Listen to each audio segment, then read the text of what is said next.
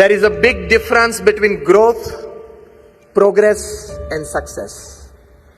If you increase the turnover of your company from 50 crores to 100, from 100 to 500 crores, it is called growth. It is not success. Let me redefine you the definition of success. Increasing your materialistic possessions in all ways is your growth. That growth, if it is aided by ethics, ethic means discipline, means honesty, means norms, it is called progress. So growth plus ethics is progress.